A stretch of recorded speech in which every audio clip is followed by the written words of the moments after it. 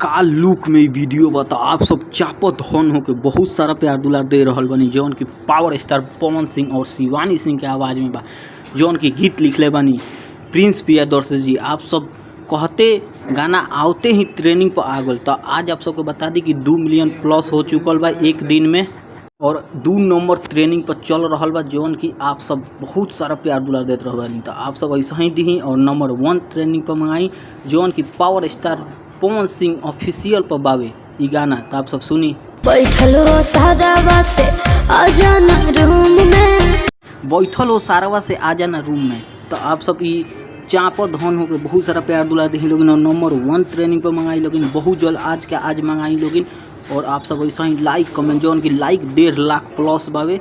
और आप सबको बता दी कि संगीतकार प्रियांशु सिंह चापो धन और नया मॉडल के साथ नया हीरोइन के साथ तो आप सब ऐसा ही प्यार दुलार देते रही और बहुत जल्द बहुत धमाल गीत आ रहा बा जौन की लगन में बाजे वाला बा। तो आप सब ऐसा ही पावर स्टार पवन सिंह के दुलार पूरा दी और हमारे चैनल सब्सक्राइब करिए। जब